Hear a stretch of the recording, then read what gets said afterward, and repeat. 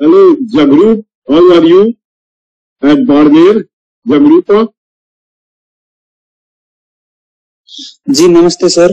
नमस्ते, कैसे हैं आप? सर मैं ठीक हूँ। आपके मार्क्स वगैरह आ गए थर्ड सेमेस्टर के? जी सर आ गए। सेकंड सेमेस्टर के? जी सर आ गए। कंटेम्प्रेरी वर्ल्ड जो मेरा पेपर था उसका नंबर मिला आपको? जी सर। ठीक बात।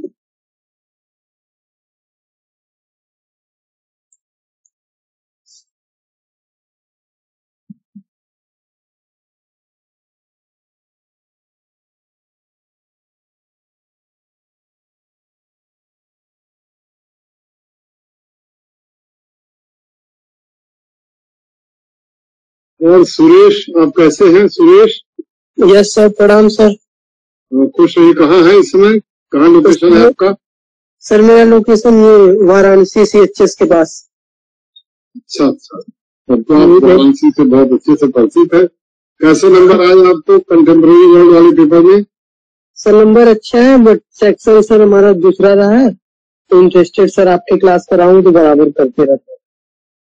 ठीक बात है, स्वागत है। अब तो आपने अगर इकोनॉमिक हिस्ट्री लिया है तो इसमें तो कोई सेक्शन नहीं है, ये तो मेरा ही क्लास है, इसमें आपको करना है।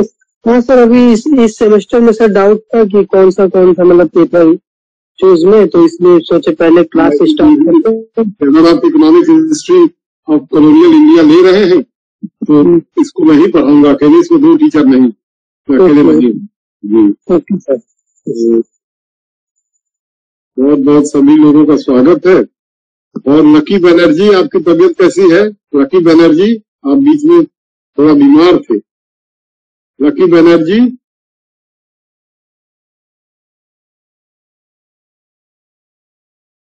जी सर।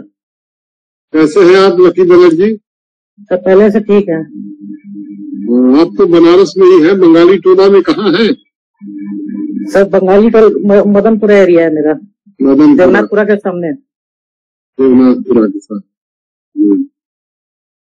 ये जो देवनाथपुरा है और ये जो न्यू कॉलोनी से अंदर जब प्रवेश करते हैं कीनाराम आश्रम से अंदर की तरफ, तो वो तो शिवाला एरिया पड़ जाएगा। ये शिवाला एरिया पड़ेगा।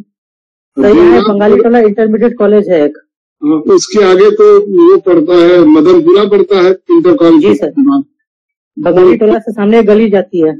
अच्छा, वो अंदर गंगा जी की तरफ जो जाती है गली, वो देवनाथ। गोदलिया सीधा चली जाएगी गली, सवशिया काली मंदिर के पास है। सीधे तो गोदलिया चला जाता है कि मदनपुरा के बाद वो क्या कहते हैं जंगमबाड़ी मठ पड़ता है। जंगमबाड़ी मठ बहुत आगे हो जाएगा। अच्छा, मदनपुरा और जंगमबाड़ी मठ के बीच में देवनाथपुरा पड़ता है क्या? जी सर, सवशिया काली मंदिर के बगल में मेरा घर है। यहाँ से गोदलिया मात्र 10 मिनट का टाइम, पैदल जाएंगे 10 मिनट लगेगा, 10 मिनट पहुंचने में। तो बहुत अच्छा है। और आपने वो इंजेक्शन लगवा लिया आपने जो? जी सर, पहला डोज लगाए हैं। कौन से इंजेक्शन को लगवाया आपने? सर कोविशील्ड लगाए वहाँ पे।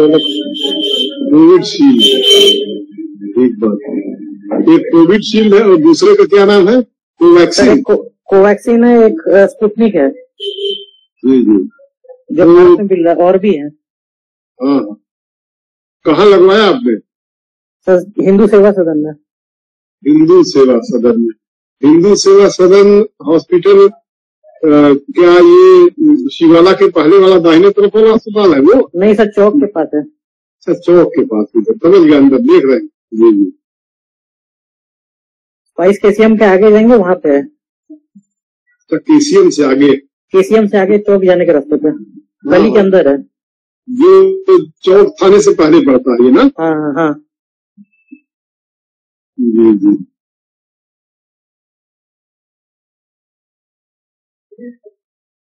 तो बड़ा अच्छा लगा आप लोगों से सबसे मुलाकात हुई।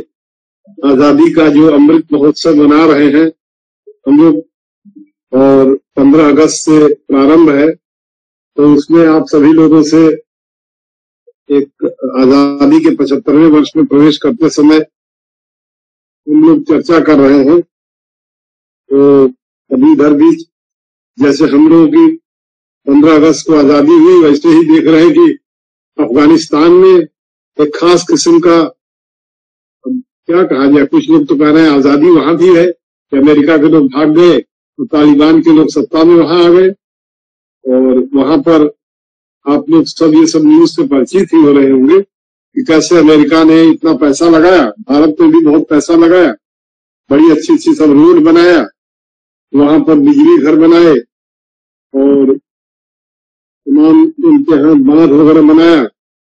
लेकिन अब देखिए वहां पर कैसी व्यवस्था हो रही है।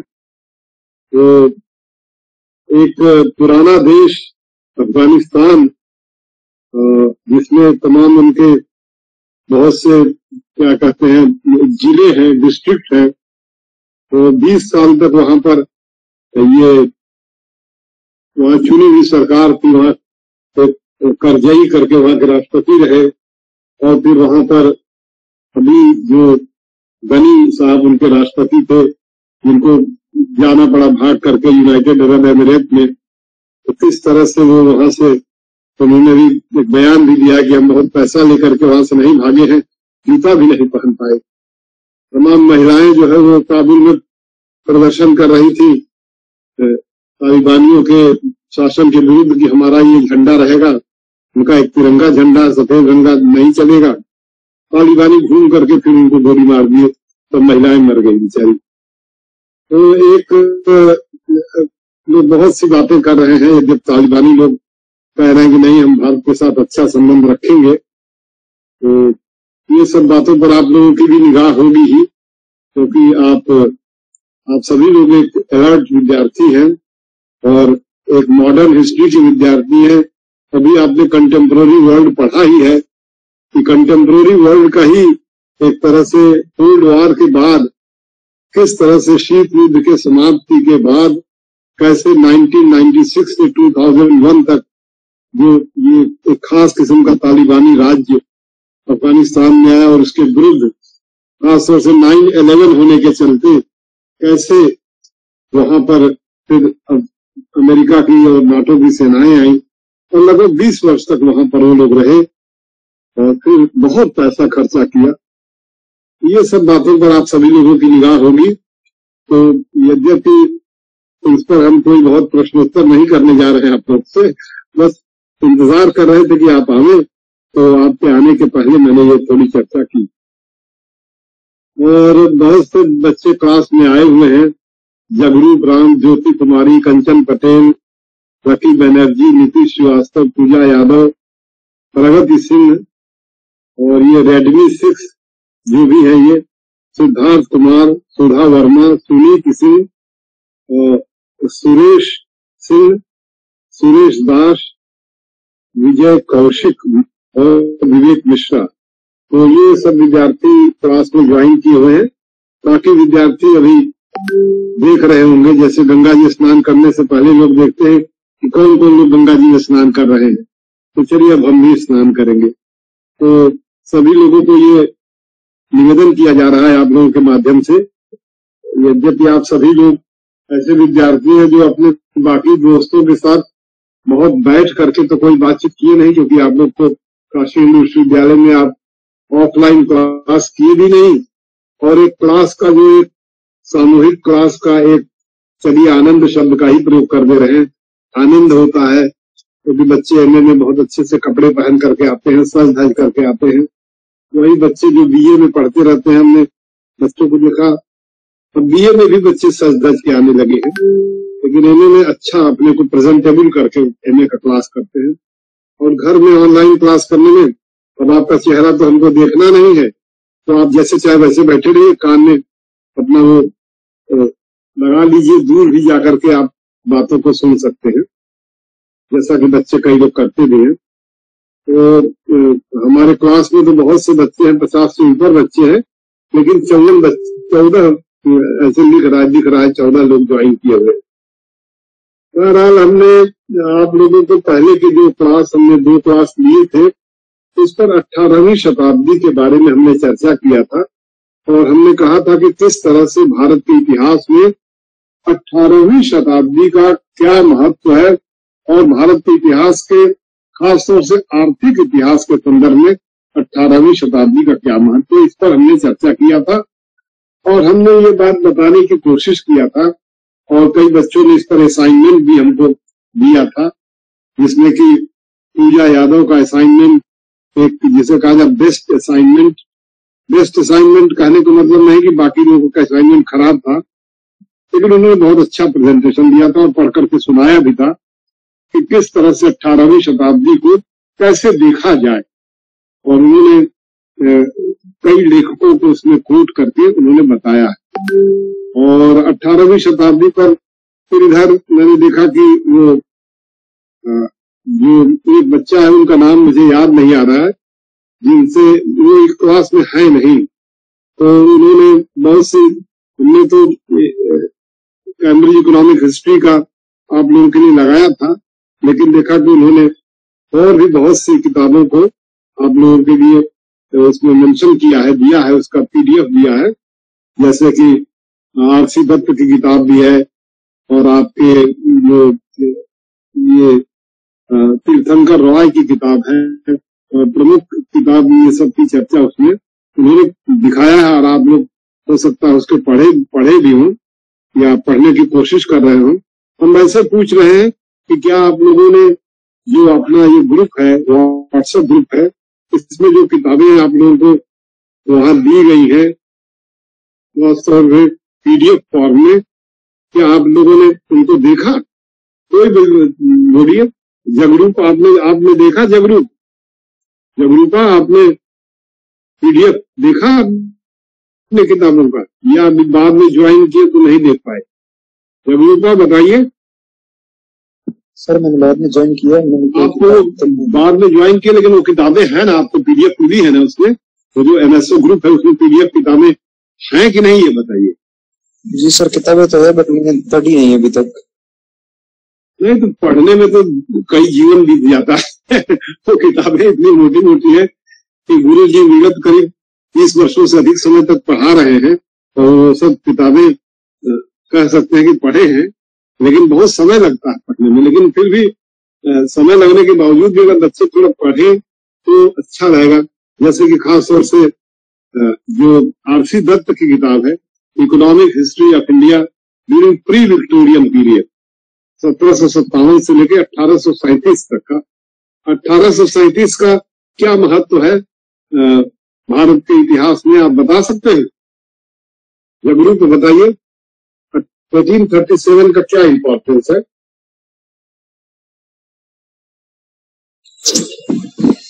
जी सर 1857 का भारत के इतिहास नहीं, 1837 1837 बताए जी। 1837 का क्या इंपॉर्टेंस है बताइए। लकी बनर्जी, सुरेश और बहुत से बच्चे हैं, बताइए ना आप लोग। 1837 का इंपॉर्टेंस बताइए। पूजा यादव बताइए, आप हैं क्लास में? फाइनेंशियल क्राइसिस और डिप्रेशन। अच्छा ठीक है, और कोई बताए? पूजा यादव क्लास में है? Yes sir, good afternoon sir. Good afternoon. बताइए 1837 का क्या महत्व है भारत के इतिहास में? सर नहीं पता सर। कोई बात नहीं, ये मुझे बहुत अच्छा लगा बच्चे ये कह रहे कि नहीं पता है तो ठीक है। और कोई सभी बच्चे नहीं पता वाले में है या कोई बच्चा बता सकता है? विवेक मिश्रा आप बताइए। Yes sir. 1837 का क्या इंपॉर्टेंस है भारत के इतिहास में? सर 1837 में महारानी विक्टोरिया को इंग्लैंड के एम्परर घोषित किया गया था। ठीक बात, और बहुत सही कहा। 1837 में एंग्लो अफगान वॉर स्टार्ट हुई थी 42 तक। जी, ये भी बहुत सही कहा आपने। तो ठीक कहा आपने। तो ये इकोनॉमिक हिस्ट्री के दृष्टिकोण से आरसी दत्त के निगाह में वो 1757 से 1837 का एक पीरियड रखते हैं, जिसको कहते हैं बैटल ऑफ प्लासी से लेकर के क्वीन विक्टोरिया के गद्दी पर बैठने के समय को ऐसे करके वो डिफाइन करते हैं। और उस पीरियड के जो उनके जो चैप्टर्स वगैरह है वो बड़े महत्वपूर्ण चैप्टर्स हैं। आप उनके चैप्टर्स वगैरह के बारे में किस तरह से उन्होंने वर्णन किया है, मैं उनको जरा पढ़ करके आपको सुनाना चाहूंगा कि उन्होंने जैसे पहला चैप्टर उन्होंने लिखा ग्रोथ ऑफ द एम्पायर। ये जो ब्रिटिश एम्पायर है उसका कैसे ग्रोथ हो रहा है। फिर उन्होंने जो दूसरा चैप्टर लिखा है वो है inland trade of Bengal. Bengal में इनलैंड ट्रेड कैसा था, बंगाल में जो आंतरिक व्यापार था वो किस तरह का था। क्या आप लोगों में से किसी को आइडिया है कि बंगाल का जो आंतरिक व्यापार था वो किस तरह से होता था, उसके मार्ग कौन कौन से थे, कौन से रास्ते थे जिनके माध्यम से इनलैंड ट्रेड होता था? बता सकता है कोई बच्चा, कोई विद्यार्थी? Hello sir. Sir I want to answer. Yes please, Abhiksha Tripathi. Sir, actually, trade and commerce in Britain, no doubt was decided by the crown, but it is highly dominated by a elite class that was completely corporate and business class, and they were always empowered to make deals and treaties with different countries for trade and business and to fortify their territories, and it means that they had certain monopolies in conducting trade affairs with different Afro-Asian nations.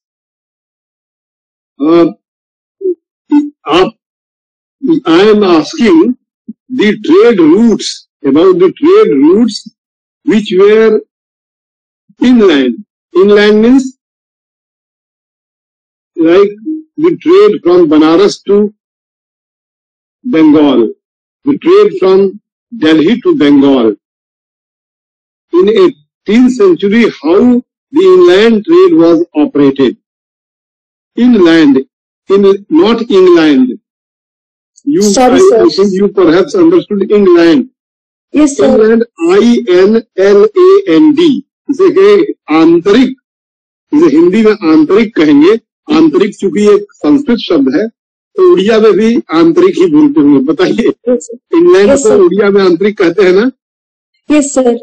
क्योंकि उड़िया के तमाम शब्द जो है वो सब संस्कृत के हैं। तो उड़िया एक बड़ी क्लासिकल लैंग्वेज है, हिंदी से भी पुरानी लैंग्वेज है उड़िया। तो इंलैंड ट्रेड बने भारत में जो आंतरिक व्यापार था उसके मार्ग क्या थे और कैसे व्यापार हो रहा था, इसके बारे में जो आरसी दत्त ने पहला चैप्टर लिखा है। उसमें मुख्य रूप से जो आंतरिक व्यापार होता था वो नदियों के माध्यम से होता था। आप नॉर्थ इंडिया की जो प्रमुख नदी है उनमें आप गंगा और जमुना को आप मुख्य रूप से कह सकती हैं। और भी बाकी जो नदियां हैं, आजकल के नदियों की तरह से 18वीं शताब्दी में नदियां प्रदूषित नहीं थी और तमाम नदियों के माध्यम से, नाव के माध्यम से तमाम सामान जो है वो इनलैंड बने। अगर पोर्ट लैंड कहिए, कलकत्ता को कह लीजिए, आपकी बंदरगाह कहिए, पोर्ट लैंड कहिए, तो इनलैंड बने। तो दिल्ली से कलकत्ता के बीच की जो आंतरिक जो जमीन है, जो भूमि है, उन सबसे how the trade was going on. So it was going on through the mechanism और through the instrumentality of the boats और थ्रू द रिवर्स, नदियों के माध्यम से ये होता था। आप लोगों में से किसी ने तो नदी के किनारे उत्तर भारत में गंगा जी के किनारे, हमारे क्लास में जो विद्यार्थी हैं बनारस में जो रह रहे हैं वो तो गंगा जी को देख रहे होंगे। और कोई ऐसे विद्यार्थी अगर होंगे जैसे बलिया के हों विद्यार्थी, या गाजीपुर के हों, या पटना के विद्यार्थी हों, या पटना से आगे और बंगाल के बीच के विद्यार्थी होंगे, तो वो लोग बीच शुरू किया है कि कैसे बनारस से और हल्दिया जो बंदरगाह कलकत्ता में है वहां से कैसे नदी के रास्ते व्यापार को जोड़ा जाए। अभी इधर बीच कोशिश की, जब से हमारे प्रधानमंत्री मोदी बनारस में यहाँ के सांसद हुए तो उन्होंने ये सब योजनाएं बनाई है बनारस में एक बंदरगाह जिसे कहते हैं, पोर्ट कहते हैं, वो सब बनाया गया है। बाढ़ के समय जो लोग बनारस में रहे होंगे उन लोगों ने जा करके जो रामनगर और बनारस को जोड़ने वाला पुल है, उस पुल से तमाम जहाजों को उन्होंने देखा होगा कि किस तरह से जो विश्व सुंदरी पुल है और बनारस का पुल है, उससे गंगा जी के बाएं छोर पर, गंगा जी जैसे बहती है तो बहने का बायां छोर, जब बनारस का छोर पर सब तो तमाम जहाज वहां पड़े हुए हैं, और गंगा जी के दाहिने छोर पर जहां पर रामनगर का किला है वहां भी बंदरगाह बना हुआ है। लेकिन 18वीं शताब्दी की बात अगर करें तो उस समय बहुत बड़ी बड़ी नावें होती थी और नाव पर सब तमाम पतवार लगी होती थी, और पाल बोलते हैं, पाल, पाल माने होता है जिनको भी लगा देने से हवा लगाते हैं, हवा की ताकत से वो पाल जो है नाव को खींचते हैं। अब आप लोग तमाम जिसे कहते हैं विकिपीडिया पर या इंटरनेट पर पाल लगी हुई नावों को देख सकते हैं। समुद्र में भी जो वास्को डिगामा या कोलंबस वगैरह में बड़ी लंबी लंबी जो समुद्र की यात्राएं थी, या बहुत बड़े बड़े जो उस समय के नाव थे या जिन्हें जहाज भी कह सकते हैं, लकड़ी के जहाज थे, उन सब में बड़ी बड़ी पाल लगी रहती थी। पाल को एक खास किस्म के जिसे कह लीजिए अब लीवर से उनको खड़ा किया जाता था, कई लोग मिलकर खड़ा करते थे, और जिस दिशा में हवा बहती थी तो उस दिशा की तरफ पाल को खड़ा करके वो नाव तो बहुत तेजी से खींच लेती थी। और मान लीजिए उस तरह की दिशा की हवा नहीं बही है तो जिसे कहते हैं कि नाव को खींचने के लिए जो डंडे होते थे, जिन्हें आप, पतवार तो एक अलग चीज होती है, लेकिन खेने वाला जिसे खेया जाता है वो उसमें लगा रहता था, और खे करके बड़े लेबर का काम होता था, लेबर इंटेंसिव काम। कई कई डाणे लगे रहते थे, उनको हिंदी में तो डाणे कहते हैं, अंग्रेजी में क्या कहते हैं वो देख लीजिएगा आप लोग, कि उन सबसे एक एक नाव में 5-5, 6-6 बाएं तरफ, 4-4, 5-5, मतलब 5 इधर 5 उधर, ऐसे एक एक डाणे तो होते ही है। बनारस में जो नाव है सब एक एक डाणे वाली नाव, या एक एक, चलिए पतवार ही कह दे रहा हूं मैं, पतवार की नाव है। लेकिन बड़ी बड़ी जो नावें समुद्र में चलती थी उसमें 10-10, जिसको सर चप्पू भी कहा जाता है क्या? चप्पू? हाँ, चप्पू कह सकते हैं आप, चप्पू कह सकते हैं, और डाणे कहते हैं। और उन्हें अंग्रेजी में क्या कहते हैं ये देख करके तो बच्चे बता सकते हैं। अभी sir Tripathi, do you know what is the instrument called with which the boats are carried in the river और इन दिस इन सी? चलिए आप देख लीजिएगा कि क्या कहते हैं उनको। Sorry, sir, I'm not aware of it. Okay, don't worry. You may check it on internet or anybody can Sir, check it on internet. हाँ, चप्पू को और बोलते हैं। अच्छा अच्छा, क्या बोलते हैं, क्या स्पेलिंग है उसकी? Sir OAR। OAR, ओर कहते हैं। अच्छा, चप्पू को ओर कहते हैं। और पतवार को क्या कहते हैं? जो जिसमें पतवार लगी हुई जिससे नाव की डायरेक्शन को बताया जाता है। एक कोई भी नाव देखेंगे, सभी में तो नहीं, लेकिन बड़ी बड़ी जो नाव होती है उसमें पीछे की तरफ एक ट्रायंगल जैसा नीचे वाटर में लगा रहता है, और एक रॉड लगा रहता है उसमें।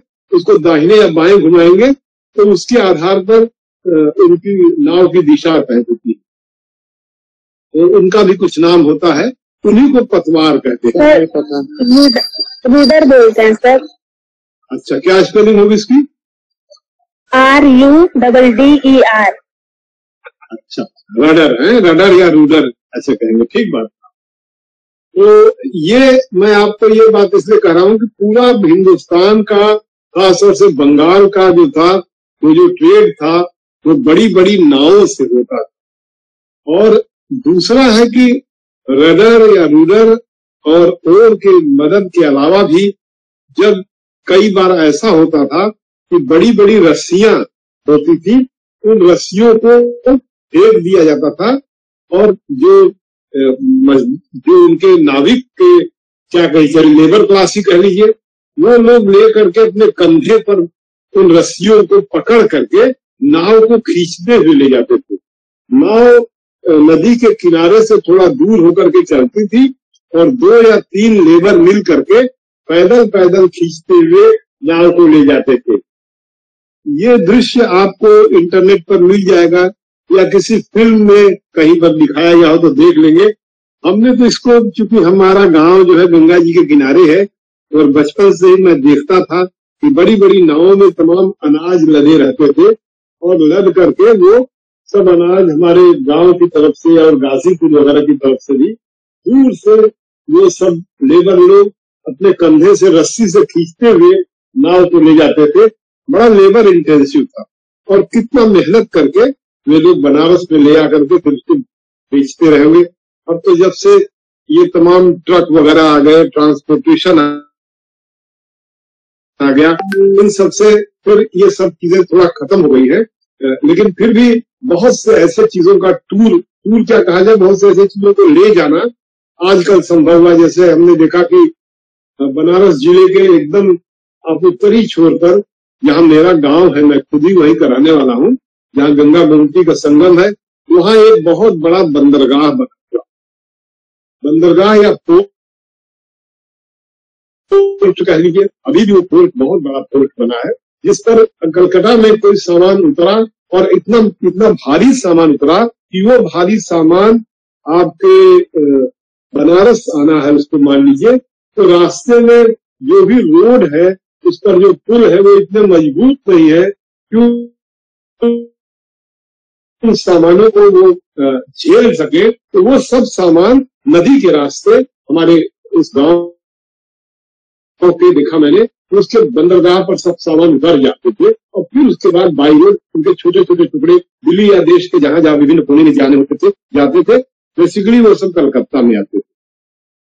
तो भारत में जो इनलैंड ट्रेड के बारे में मैंने ये बात इतना डिटेल में आपके सामने इसलिए रखा क्योंकि यही जो इनलैंड ट्रेड था, जो आंतरिक व्यापार था, ये बड़ा महत्वपूर्ण था।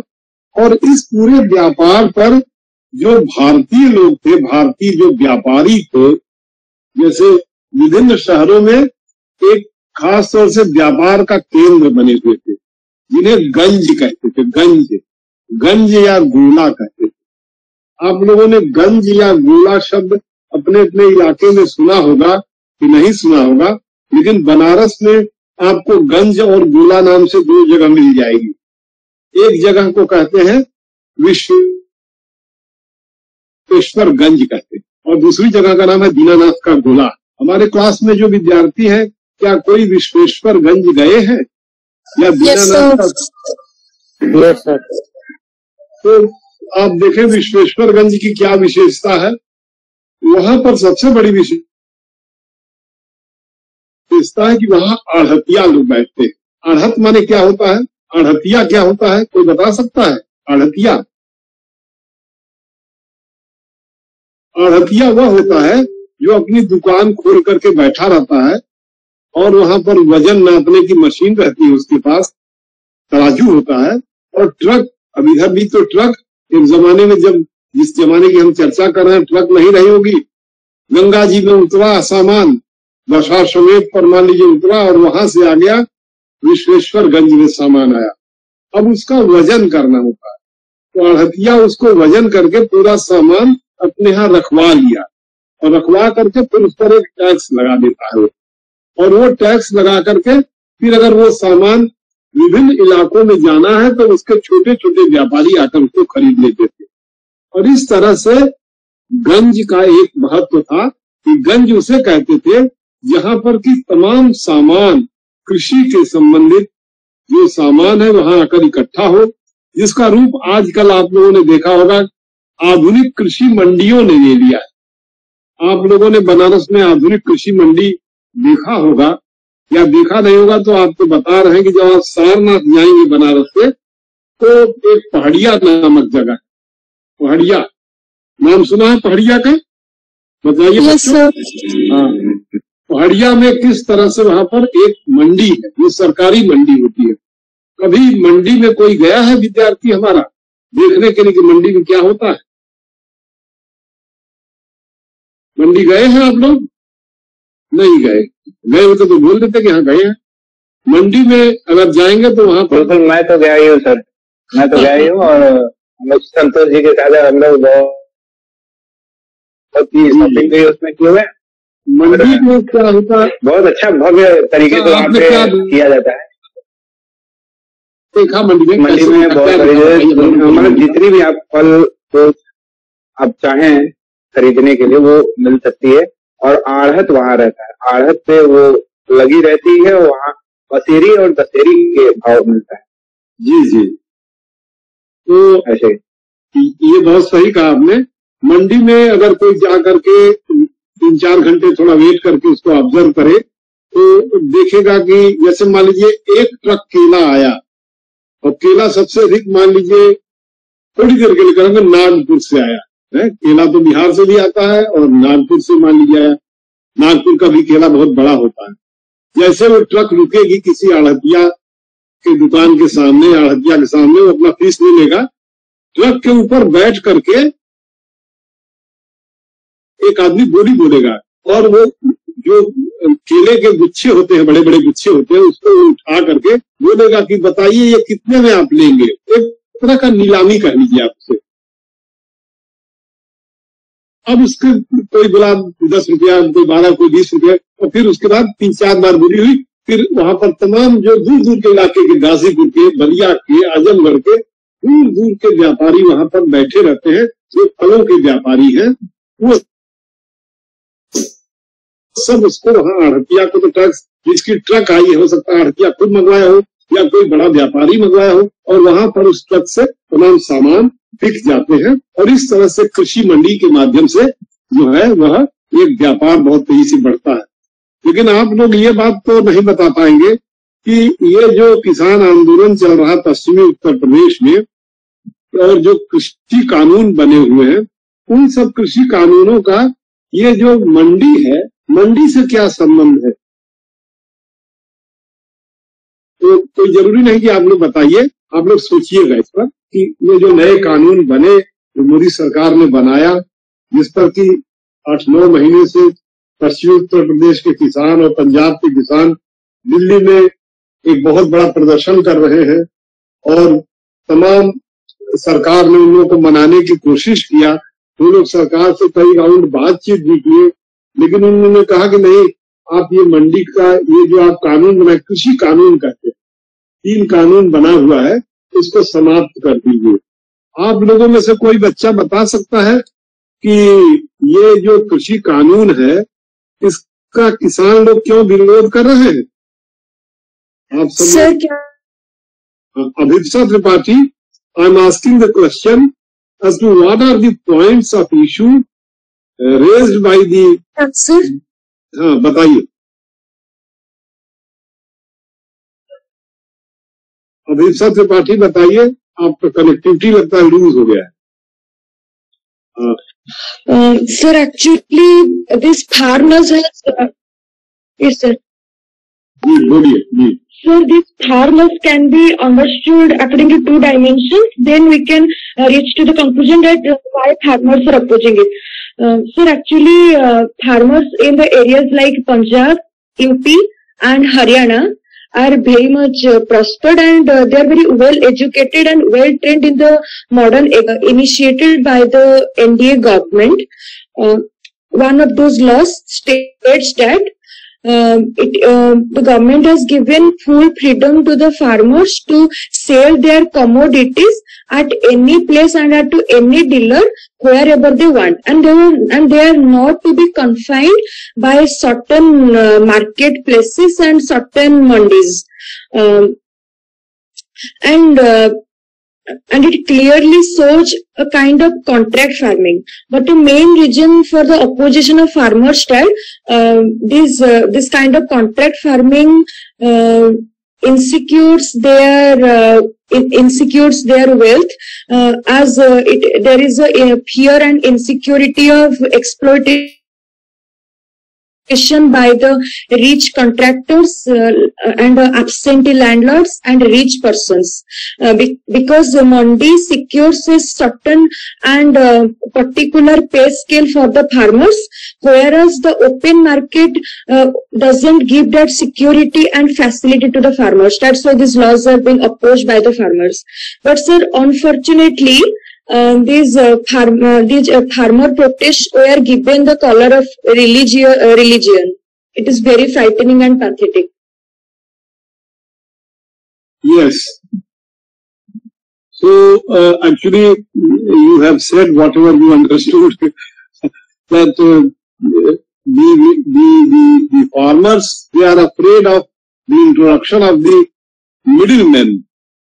The middlemen would be introduced, and the farmers, they think that when the middlemen, they would enter and they would offer the contract farming, then they are afraid of the contract farming, and that will certainly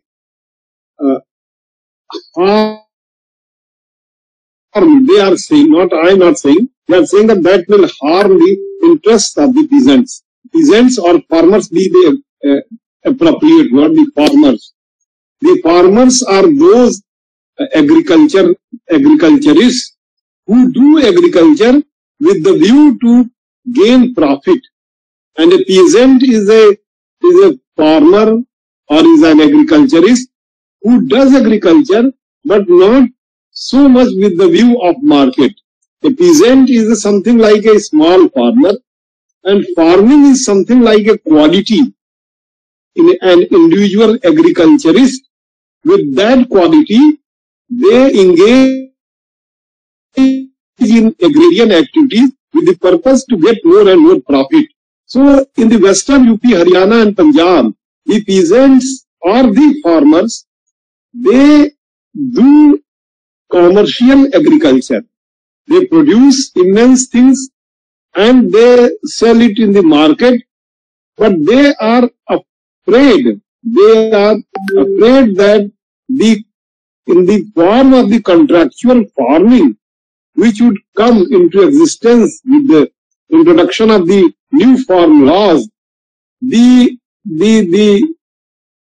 big business houses, the big magnet companies, they will enter into the agricultural sector, and that will harm them. They are afraid that they will impose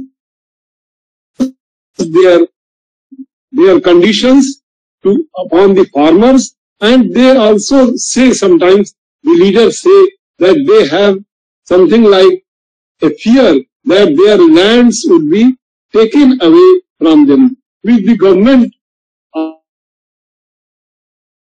always said that it would not happen. But now they have come to a deadlock position. Deadlock. They are saying that we are going not to accept anything except you just scratch the laws, you just end the laws. So this is the position. Now, just I wanted just to know as to how far we are aware of what is going on in India for the last more than 9 months. The foreign countries also intervene in the form of their statements. The President of Canada said that the Indian government should take something like a soft attitude, but the Indian government said that the Indian government was already or has been ready to talk to them, and several rounds of talks took place, but nothing yielded, nothing happened, and still the movement going on. And during the parliamentary session, which we call the monsoon session, the agriculturists, the farmers, the peasants, they had their parallel sessions near the parliament, and that was not something like very good scenario which was appearing at that time. So this is the point which just we mentioned. But now coming to the 18th century, 18वीं शताब्दी के बारे में आते समय हम लोग जो भारत में जो व्यापार हो रहा था, उस व्यापार में जो विदेशी अंग्रेज जब उसमें प्रवेश करता है, प्रवेश तो बहुत पहले से करता है, जो ईस्ट इंडिया कंपनी का निर्माण होता है। मैंने आप लोगों से बताया कि कैसे 31 दिसंबर 1599 को वहां के रानी जो थी, जो एलिजाबेथ थी, वो उसने उनको एक अनुज्ञा पत्र दिया था, जिसे चार्टर दिया था। चार्टर कहते हैं अनुज्ञा पत्र, जो हर 20-20 वर्ष पर रिन्यू होता रहा। इधर जिस पीरियड की बात कर रहे हैं उसमें भी रिन्यूअल की बात होती है। एक 1813 का चार्टर की चर्चा होती है, एक 1835 की, फिर एक 1853 की चर्चा होती है, फिर 1853 के बाद 1857 विद्रोह होता है और ईस्ट इंडिया कंपनी समाप्त हो जाती है और भारत में जिसे कहते हैं ब्रिटिश क्राउन का या महारानी विक्टोरिया का सीधे शासन प्रारंभ होता है और 1858 में 1858 पे एक रानी का डिक्लेरेशन आता है, महारानी डिक्लेरेशन प्रोक्लेमेशन, और पूरे इंडिया को एक ब्रिटिश एम्पायर के अधीन सीधे ब्रिटिश पार्लियामेंट के शासन के अधीन होता है। 1858 के पहले भारत में विभिन्न इलाकों में ईस्ट इंडिया कंपनी के लोग शासन की ताकत प्राप्त करते हैं, जिसका प्रारंभ आप जानते हैं प्लासी के युद्ध के साथ होता है।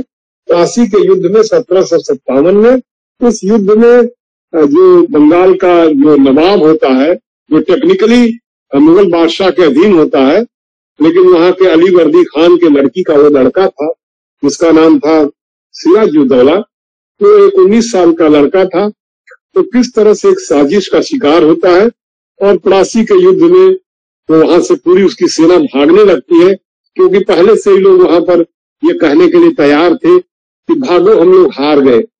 प्लासी का युद्ध नहीं, एक भगदड़ था, और जैसे कोई रात में एक दिन या 2 दिन पहले टेबल पर तय हो जाए कि इस युद्ध में क्या होने वाला है। कोई युद्ध होने से पहले ही तय हो गया कि इस युद्ध में ये होने वाला है। जितने पार्टी उसमें युद्ध में भाग लेने वाले थे, सब लोगों का पुरस्कार तय हो गया था कि इस युद्ध के बाद इनको ये पुरस्कार मिलेगा, इनको ये पुरस्कार मिलेगा। तो जो बंगाल के नवाब का जो सेनापति था उसका नाम मीर जाफर था। वो मीर जाफर को बड़ा भारी पुरस्कार का एक तरह से एडवांसमेंट हो गया था, कह दिया गया था भाई तुमको ही नवाब बनाया जाएगा इसके बाद, तो तुम अपनी पूरी सेना लेकर के चुपचाप बैठे रहो, कोई युद्ध में भाग न लेना। और बंगाल में उसमें क्लाइव, जो रॉबर्ट क्लाइव था, बाद में लॉर्ड क्लाइव होता है, उसकी सेनाएं रहती हैं और वो बंगाल की जो सेना होती है वो जाती है प्लासी कलकत्ता के बगल में। आप लोग इंटरनेट पर मैप वगैरह देखकर प्लासी नामक जगह पर पहुंच करके जहाँ देखिएगा कैसा दिखता है, तो आजकल गूगल से सबसे हर जगहों के बारे में चित्र आ जाता है। तो वो फिर उसके बाद जो है 1757 के मीर जाफर का जब बंगाल में शासन आता है, तो मीर जाफर एक तरह का कठपुतली सरकार होता है। कठपुतली सरकार उसको कहते हैं जैसे कि पूरी ताकत किसी और के हाथ में हो, आप बैठने के लिए गद्दी पर बैठे हुए। जैसे कि बहुत से लोग आरोप लगाए कि अफगानिस्तान की जो सरकार थी वो भाग गई बेचारी, और बड़ी सेनाएं भी एकदम पूरा भगदड़ मच गई, कोई सेना खड़ी ही नहीं हुई। तालिबान की सेना वहां पर एकदम जैसे कोई फुटबॉल का खेल खेल रहा हो और गेम खेलने के पहले ही वॉकओवर मिल जाए उसको, और मैदान में जाकर के हल्ला गुल्ला मचाने लगे, खेलने लगे, और इनडिस्क्रिमिनेट फायरिंग भी करी, लोग बहुत से लोगों को मार भी दिए। वो तमाम सीन आ रहे हैं। तो कलकत्ता में और खासतौर से जो बंगाल में जो नया शासन स्थापित होता है, जिसको कहते हैं कि सिराजुद्दौला, एक लड़का 19 साल का बच्चा था, तो भागता है मैदान से बिहार की तरफ आता है। बीच रास्ते में रात भर भागते भागते भागते पीछा करते हुए मीर जाफर का लड़का उसको पकड़ लेता है और वहीं मार दिया जाता है। और बंगाल में फिर एक खास किस्म के शासन का प्रारंभ होता है।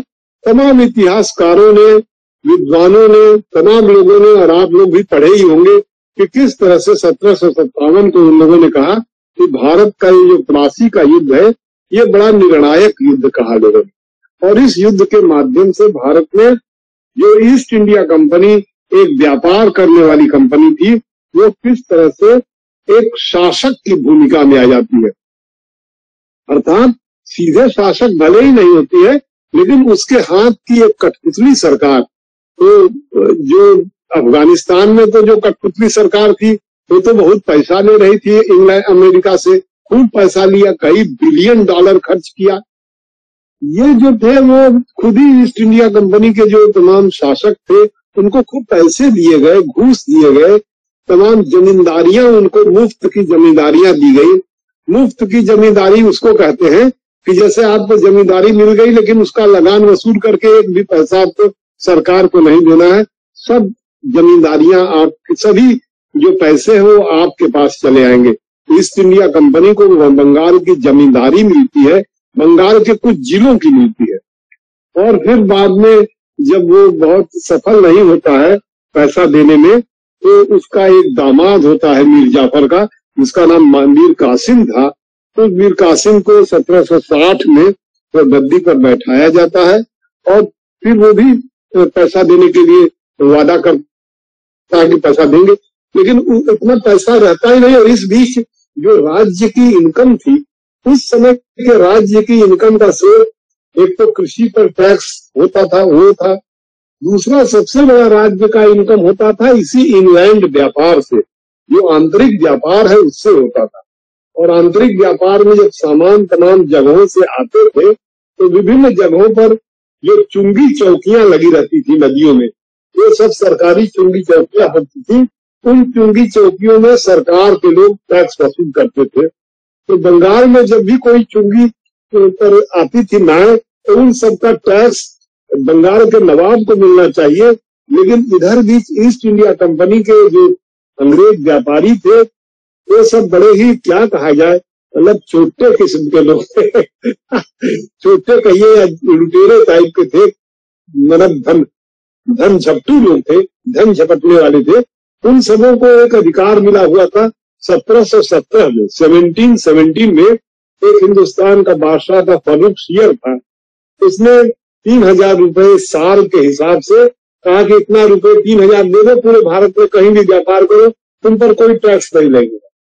और वो एक मुफ्त रकम दिल्ली को दे करके आप भारत में वही सर्टिफिकेट, जिसको दस्तक कहा गया, दस्तक एक सर्टिफिकेट रहता था जो ईस्ट इंडिया कंपनी के पास था, वो लेकर के पूरे भारतवर्ष में मुफ्त का व्यापार कर रहे थे। तो ईस्ट इंडिया कंपनी के लोगों ने किया क्या कि 1760 में जब ये मीर कासिम के समय ये बात उभर करके आती है कि जितना इंटरनल ट्रेड हो रहा था, नदी का ट्रेड हो रहा था या स्थानीय जगहों से, सड़क मार्ग से, रास्तों से जो व्यापार आता था, वो ईस्ट इंडिया कंपनी के लोग कर रहे थे। उन सब पर जो टैक्स लगता था, वो तो टैक्स देते नहीं थे। और जो भारत के व्यापारी जो टैक्स देते थे, उन व्यापारियों से उन्होंने कहा कि देखो तुम टैक्स मत दो, ये पैसा हमको दे दो और हम तुम्हारा जो सामान है तो पास कर देंगे बिना टैक्स के, और ये कह करके कि ये मेरा सामान है। तो वो दस्तक दिखा करके भारत के व्यापारियों का सामान सरकारी टैक्स से थोड़ा कम लगा करके फिर उसको पार कराने लगे। इस बात को लेकर के मीर कासिम बड़ा दुखी हुआ, बड़ा नाराज हुआ। इसको भी आरसी दत्त ने उसको बड़ी चर्चा किया है इस पर। और फिर उसमें नाराज होकर उसने नदियों पर या इस पर जो भी टैक्स लग रहा था, तो टैक्स ही खत्म कर दिया। आरसी दत्त ने कहा है कि विश्व में ऐसी कोई सरकार बहुत कम मिलेगी जिसको इस बात के लिए पनिश किया गया कि वो सरकार जनता के ऊपर से टैक्स हटा दी थी। और जो टैक्स हटा लिया तो उससे उन लोगों की बड़ी नाराजगी बढ़ी। और इधर भी जो मीर कासिम था, वो बड़ा ही मतलब अपने ढंग से एडवेंचर करने वाला आदमी था। तो मुंगेर नामक जगह, जब बनारस से आप जाएंगे भागलपुर की तरफ बढ़ेंगे तो एक शहर मुंगेर पड़ता है। मुंगेर में तमाम नई फैक्ट्रियां वगैरह बनाया, उसने नए प्रकार के आयुध अस्त्रों को बनाया, आर्म्स वगैरह बनाया। आज भी मुंगेर में लोग बताते हैं, मुंगेर में बहुत बड़े आर्म्स वगैरह के जो छोट भैया टाइप के डीलर होते हैं हथियारों के, तो अभी भी जैसे पुराने जमाने की कोई आदत होना जाए तो वहां पर वो सब अभी भी वहां पर आर्म्स डील होता है। अगर आप उस रास्ते से बाई रोड मुंगेर से होते हुए भागलपुर वगैरह तक जा रहे हैं, तो लोग ये बताते हैं कि हम मुंगेर में एक अपराधी किस्म के लोग जो है बहुत पहले से रहते आए। अब आजकल मुंगेर के लोगों को अपराधी कहेंगे तो वो लोग बहुत बुरा मान जाएंगे, लेकिन एक जमाने में लंबे समय तक वहां पर एक खास ढंग से हथियारों का बिक्री करना, हथियार इकट्ठा करना। और बिहार में तो आप जान ही रहे वातावरण खास किस्म का, कहने में थोड़ा अच्छा नहीं लग रहा है, माफिया टाइप का वातावरण रहा। और माफिया तो नहीं कहूंगा, माफिया भी थे लोग और अपराधी लोग भी थे। तो इस तरह से मीर कासिम ने मुंगेर में अपनी ताकत स्थापित करना चाहा और इसी में बहुत से और ताकतों को मिलाकर अंग्रेजों के खिलाफ एक प्रकार का मोर्चा खोला। और वो मोर्चा जो है वह आप कहते 1764 में बक्सर का युद्ध था। इस बक्सर के युद्ध के बारे में कहा जाता है कि 3 सेनाएं एक तरफ थी और अंग्रेजों की सेना और अंग्रेज के साथ और भी लोग एक तरफ थे। वो 3 सेनाएं थी। उसमें दिल्ली का जो शाह आलम की सेना थी, और अवध का जो है शुजा-उद-दौला कहते हैं उसकी सेना थी, और बंगाल की जो सेना थी मीर कासिम के अधीन की जो सेना थी वो बंगाल की मीर कासिम की सेना थी। तीनों बक्सर नामक जगह, जो आपके बनारस से बलिया जाते समय बीच में गाजीपुर से आगे एक बक्सर नामक जगह पड़ती है, वहां पर ये युद्ध होता है। इंटरनेट से बक्सर नामक जगह पर आप लोग पहुंच करके देखिएगा। तो उस युद्ध के बारे में भी बड़ी चर्चा है। तो जब युद्ध होने को हुआ तो उस समय रात में, जैसा कि आप सब बहुत से इतिहासकारों ने लिखा है, इस पर युद्ध का बहुत अच्छा डिटेल वर्णन किया है सर जगन्नाथ सरकार ने। 19वीं 18वीं शताब्दी पर जगन्नाथ सरकार का भी बहुत अच्छा काम है, जो डाउनफॉल ऑफ मुगल एम्पायर पर काम किया है। काशी हिंदू विश्वविद्यालय में भी अध्यापक रहे वो। प्रारंभिक दौर में मालवीय जी उनको बुलाए थे और बड़े विद्वान थे, बहुत अच्छा काम किया उन्होंने। औरंगजेब पर काम है। तो कैसे उस समय रात में ये लोग इकट्ठा होकर के सब पूरी सेना, जैसा कि बताया जा रहा है, आप लोग और भी स्रोतों से पढ़े होंगे, सब रात में नाच देख रहे थे। जो ये सब सेनाएं थी तो रात में नाच देख रहे। नाच आप लोग जानते होंगे, लड़के कई बार जो है लड़कियों का ड्रेस पहन करके नाचते हैं, उसी को नाच कह लीजिए। तो वो नाच में मशगूल थे, मस्त थे। उसी समय इस उन पर हमला किए और बक्सर का जो पूरे सैनिक थे, जो पूरा सब सेना थी, वहां भगदड़ मच जाती है। और वहां मीर कासिम भी उस लोकेशन पर रहता है।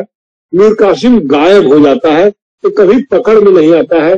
और जो मुगल बादशाह है, जो शाह आलम है, और शुजा-उद-दौला जो अवध का नवाब है, ये लोग तो दूर रहते हैं, इनकी सेनाएं वहां रहती हैं। बाद में ये लोग ईस्ट इंडिया कंपनी के साथ संधि स्थापित करते हैं 1765 वगैरह में, जिसके माध्यम से बंगाल, बिहार और उड़ीसा की दीवानी जिसे कहते हैं वो अंग्रेजों के हाथ में मिल जाती है। दीवानी का माने होता है लगान वसूल करने का अधिकार। ये लगान वसूल करने का अधिकार अंग्रेजों के पास होता है। और उसमें एक दूसरा विभाग होता था जिसको कहते हैं फौजदारी का जो अधिकार होता है, जो लॉ एंड ऑर्डर और मिलिट्री का जो विभाग है, वो ईस्ट इंडिया कंपनी के लोग जो है वो एक नवाब के परिवार के ही किसी बच्चे को, बहादुर शाह जो मीर जाफर के परिवार के ही किसी बच्चे को वहां पर गद्दी पर बैठाते हैं, जो दिखावटी रूप से वहां का जो वो एक तरह से फौजदार कह लीजिए, या जिसे कहते हैं कि मिलिट्री का, पुलिस का इंचार्ज होता है, लेकिन वो भी कठपुतली रहता है। और जो रेवेन्यू का पावर है, लगान वसूल करने का जो पावर है, तो सब पूरा पावर ईस्ट इंडिया कंपनी के हाथ में रहता है। और एक नए प्रकार का जो है, जिसको तमाम इतिहासकारों ने बड़ी उसकी निंदा ही की है कि किस तरह से बहुत बंगाल में लूट प्रारंभ होती है। बंगाल में रेवेन्यू वगैरह को लगान वसूल करने की एक लूट प्रारंभ होती है। और उस लूट का बहुत डिटेल वर्णन बहुत से इतिहासकारों ने किया है। आरसी दत्त ने भी उसकी बड़ी चर्चा किया है, तो उसको आप लोग पढ़िएगा। तो बहरहाल जो 18वीं शताब्दी है, उसके बारे में जब हम लोग चर्चा करते हैं तो ये कि 18वीं शताब्दी का जो प्रारंभिक वर्ष है, जो औरंगजेब की मृत्यु के बाद 1707 से शुरू होता है, पूरी 18वीं शताब्दी एक लड़ने की शताब्दी है। मैंने लगातार लड़ाइयां हो रही है। अगर पूरे भारतवर्ष के इतिहास में तमाम शताब्दियों को इस आधार पर मूल्यांकन किया जाए कि किस शताब्दी में कितनी लड़ाइयां हुई हैं, तो एक अनुमान लगाया जा सकता है कि 18वीं शताब्दी एक बहुत ही युद्ध की शताब्दी रही है। लगातार लड़ाई होती रही है। औरंगजेब के मरने के बाद 1707 से लेकर 1720 के बीच में कई जो है मुगल बादशाह बदलते हैं, शासन में आते हैं, उनको बैठाने वाले लोग आते हैं। और उसके बाद 1720 में मोहम्मद शाह रंगीले करके शासन में आता है, जो 1720 से 1740-47 रहता है। और उसी के समय में आप जानते हैं नेपाल का रहे हैं, आपके पर्शिया का या फारस का, या आप वर्तमान जिसे कहते हैं ईरान का, तो नादिर शाह जो दिल्ली में आता है और दिल्ली में बड़ी लूट मचाता है 1739 में। तो उस लूट में जो लाल किले में जो तख्ते पाउस होता है, जिसमें तमाम जो सब स्वर्ण जटित रहते हैं, हीरे जटित रहते हैं, उसी में कोहनूर हीरा रहता है जो राजा के पास रहता है। उसको हीरा लेकर के वो चला जाता है। बाद में ईरान में इंग्लैंड के लोगों का जब प्रभाव बढ़ता है तो हीरे को इंग्लैंड के पास रखा जाता है, और इंग्लैंड के पास इस समय भी वो कोहिनूर हीरा पड़ा हुआ है। कोहिनूर हीरा के बारे में आप लोग इंटरनेट पर पढ़िएगा। तो भारत में एक 1739 का युद्ध, जिसमें कि आपका नादिर शाह आता है, और इसी के साथ भारत में एक और युद्ध होता है जिस पर की एक बड़ी सी फिल्म भी बनी हुई है। आप लोग फिल्म देखना चाहें तो वो देख सकते हैं। इसके बारे में मैंने चर्चा किया था कि जो अर्जुन कपूर है उसमें तो पानीपत का जो तीसरा युद्ध है उसकी चर्चा है, जिसमें इसी अफगानिस्तान, वर्तमान अफगानिस्तान के इलाके से एक अहमद शाह अब्दाली करके आता है, और वो पानीपत जो दिल्ली के बगल का इलाका है उसको भी आप लोग गूगल पर नेट करके देखिएगा कि कैसे पानीपत का एक छोटा सा इलाका है, बहुत बड़ा इलाका नहीं है, वहां पर किस तरह से सेनाएं, मराठों की सेना, जो कि मराठे लोग इतने ताकतवर होते हैं, शिवाजी के समाप्ति के बाद मराठे लोगों के बारे में आप लोग जानते होंगे कि किस तरह से वहां का पेशवा था। फिर उसके जो तमाम वारलॉर्ड कहते हैं, वारलॉर्ड उसको कहते हैं, ये युद्ध के चलते मजबूत हुआ हो, वारलॉर्ड जैसे सिंधिया, जिनके परिवार का वो बेटा जो है इस समय मंत्री बना हुआ है, सिंधिया हुए, गायकवाड़ हुए, आपके होलकर जिनकी महारानी जो अहिल्याबाई थी, जो बनारस में आपके विश्वनाथ मंदिर का निर्माण करवाया।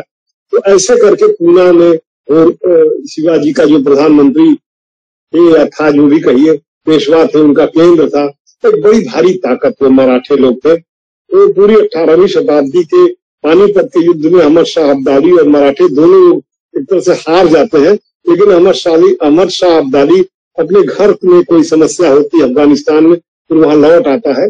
पूरे भारतवर्ष में मराठों का एक बड़ा भारी प्रभाव रहता है, लेकिन अंग्रेज लोग धीरे धीरे भारत में प्लासी का युद्ध और बक्सर का युद्ध जीतने के बाद फिर विभिन्न स्थानों पर अपने शत्रुओं को पराजित करते हैं। शत्रु कह लीजिए, भारत में जो भी ताकतें होती हैं, जिसमें आप टीपू सुल्तान और हैदर अली का नाम आप ले सकते हैं, जो मैसूर के बड़े बहादुर लोग थे, इन लोगों से लड़ाई होती है। और इस तरह से यह भारत की 18वीं शताब्दी में विभिन्न इलाकों में अंग्रेज लोग धीरे धीरे अपने शासन सत्ता को स्थापित करते हैं।